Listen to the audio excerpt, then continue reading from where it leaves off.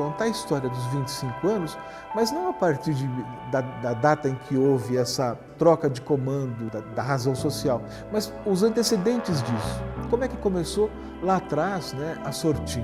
E o que acontecia em termos de urbanização do Grande ABC antes da existência da Sortim?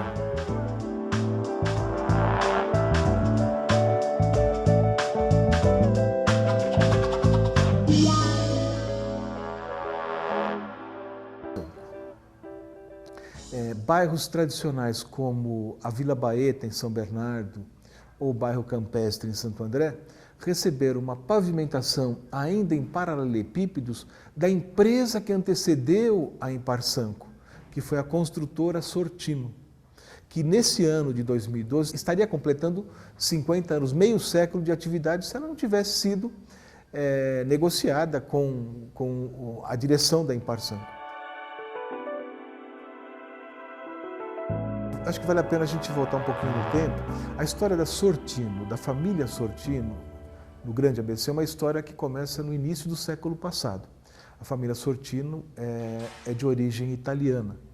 E os antigos Sortino, eles tinham lá em Ribeirão Pires algumas empresas artesanais. Vão surgindo as novas gerações e entre essas novas gerações a figura de um engenheiro chamado Dorival Sortino, que trabalhava na Serraria Sortino, que começou em Ribeirão Pires, transferiu-se para Santo André, e em Santo André, quando a escassez de madeira, quando as leis de meio ambiente já inibiam esse tipo de atividade, o Dorival, com uma formação moderna de engenharia, fala, poxa, vamos abrir uma construtora, vamos pavimentar essas ruas, vamos concorrer, né, com essas obras de expansão de Santo André e Grande ABC. Então ele cria, em 1962, a construtora Sortino.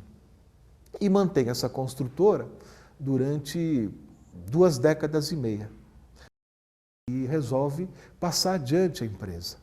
Ela já não era mais construtora Sortino, ela recebeu o nome de Sanco. E essa empresa é adquirida por um grupo de Mauá que tinha uma outra construtora, a Emparco.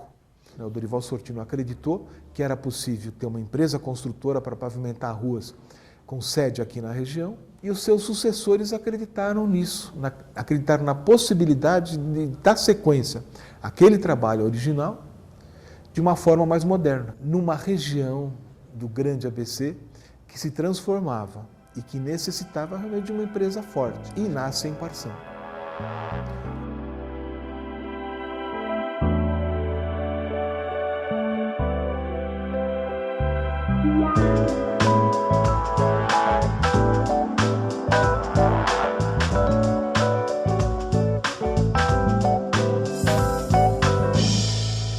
A ideia sempre foi assim, descobrir detalhes que interessam para quem nunca trabalhou numa construtora, por exemplo.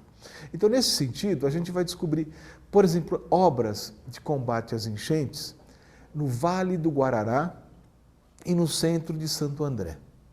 Dizia-se o seguinte, a cidade cresceu, ganhou concreto, ganhou prédios e ela vai ter que conviver com as enchentes. A Imparsanco acabou descobrindo possibilidades de, num primeiro momento, amenizar o problema das inundações e, num segundo momento, até mesmo eliminar. No centro de Santo André, em torno da estação ferroviária, do terminal rodoviário, junto ao Paço, ao longo daqueles rios que desaguam no Tamanduateí, que é o rio principal. Nesse meio tempo, de repente, uma obra está sendo realizada numa rua chamada Monte Caceiros, onde morava o historiador da cidade, o médico Otaviano Gaiarsa. E o Otaviano Gaiarsa, da janela dele, no primeiro andar no edifício na Monte Caceiros, observava os trabalhadores, né, realizando aquelas obras. E ele acreditou que realmente iria resolver o problema. Tanto assim que ele preparou um trabalho documentando o que era Santo André naqueles anos 90. Ele fotografou todas as obras, do começo até o fim. E num determinado momento, antes de se pensar em fazer um livro, muitos anos atrás, ele me presenteou com aquelas fotos. Ele me deu uma cópia de todas aquelas fotografias, que eu guardei com muito carinho e que acabaram revertendo nesse trabalho, né?